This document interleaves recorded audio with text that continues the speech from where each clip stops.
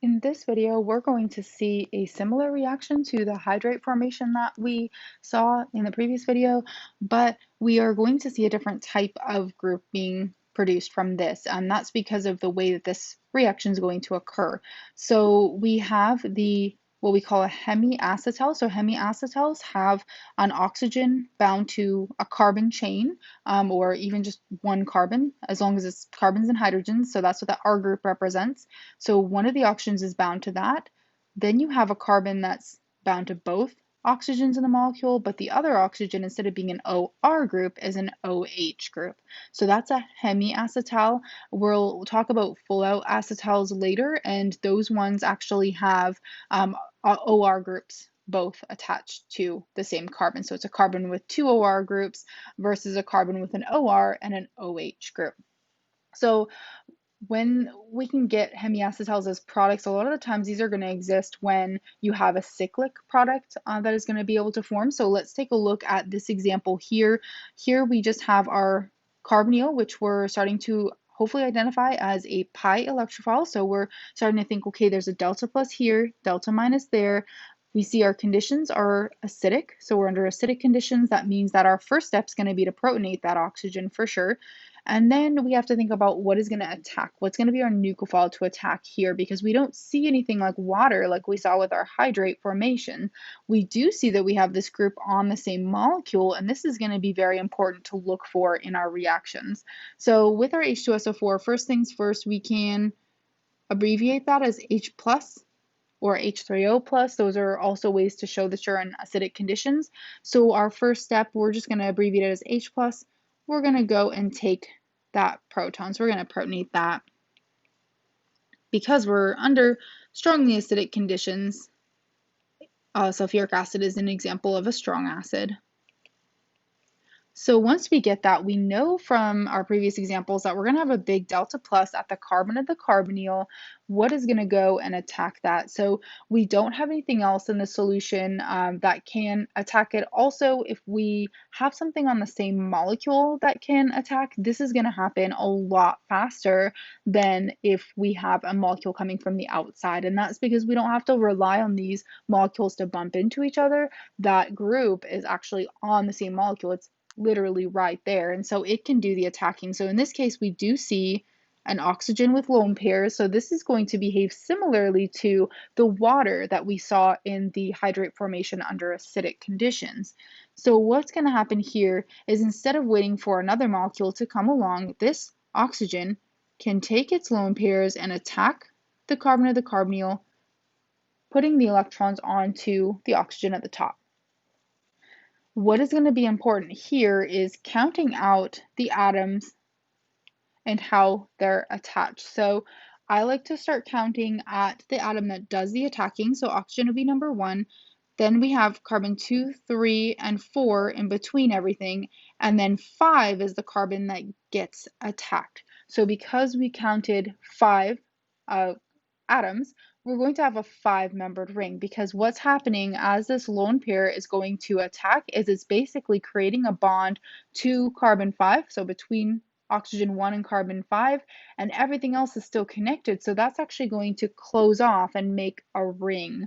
And so whenever we're doing this attack in the same molecule, we're going to get a ring out of this. And to start drawing our ring, we are going to have a 5-membered ring. The oxygen is going to be one of the members. Then the oxygen is going to be attached to carbon 2, 3, 4, and then 5. So we can label everything. So 1, 2, 3, 4, and 5. If we're taking a look at what else is attached to that oxygen number 1, we still have an H that's going to be attached to it. It's going to come over with this lone pairs, but the H is still going to be there. So let's go ahead and draw that H still on that molecule. That oxygen, therefore, is going to have a positive charge. And then on carbon 5, we see that we had a H attached, and we're still going to have one bond hanging on to that, what's going to be an OH group, because we're giving electrons to that oxygen, and so we're reducing that positive charge to a neutral charge. So we're going to have an OH there. And then we can draw on that H as well that's attached to carbon 5. So that's the molecule that we get. This is not a hemiacetal yet because we do still have the positive charge on the oxygen number 1. And so what's going to happen here, we're going to have, there's always a little bit of water around, not enough that we would actually be able to attack and make the hydrate at this position, but there'll be enough to scoop up this hydrogen and make that nice and neutral. So we're going to go and take that to make our hemiacetal.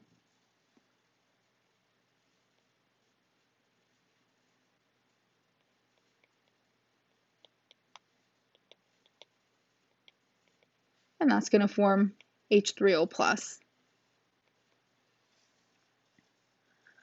So for our hemiacetal, we see that we have a carbon attached to an OR group because this is a carbon chain after this. So carbon attached to OR, carbon attached to OH, that's a hemiacetal.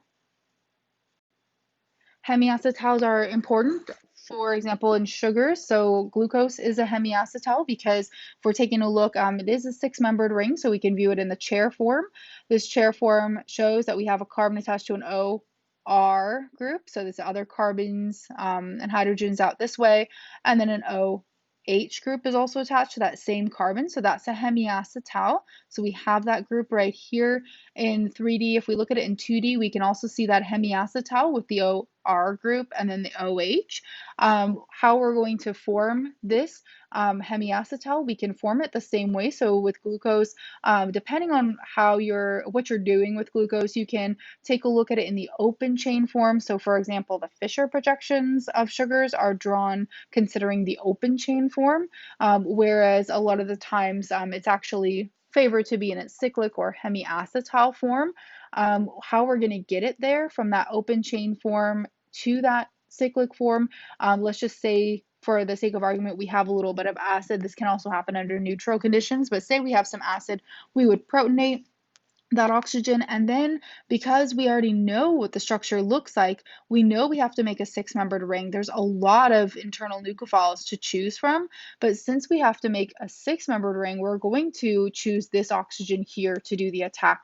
And that's because if we count out from this oxygen to the carbon that we would be attacking, we would have 6 members. So 1, 2, 3, 4, 5, and 6.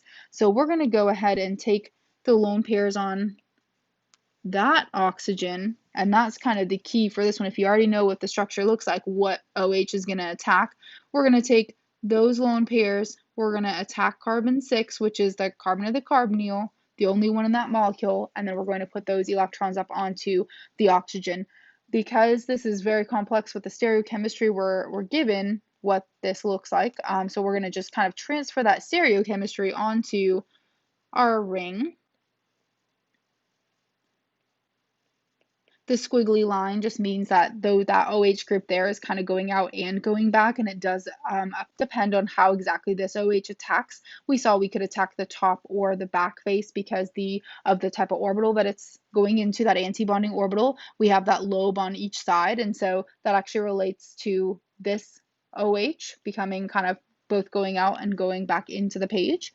We're going to just transfer the stereochemistry of all the other groups onto here that we see. This is how everything kind of twists and gets to this form. What we do have right after this attack though on oxygen 1, we do have a positive charge. So that was our oxygen 1, and our oxygen 1 is going to be there.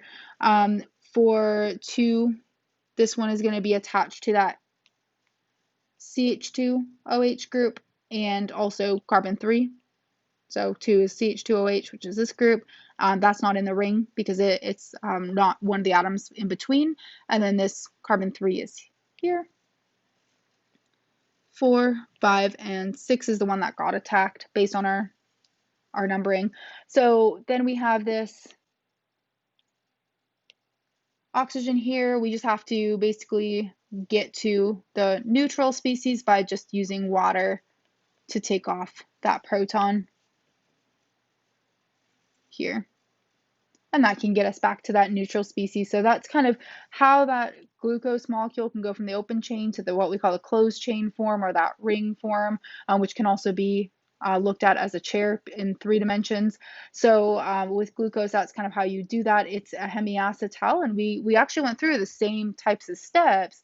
The only difference is we had a whole bunch of other oxygens than we had in our example on the previous slide. So we just had to decide which one was going to attack when we decided which one was going to attack, because we already knew that glucose was a six-membered ring. And so we counted out six atoms away from the one that we knew was going to be attacked, which is the carbonated carbonyl. And then we got to this oxygen is going to be the one that does the attack.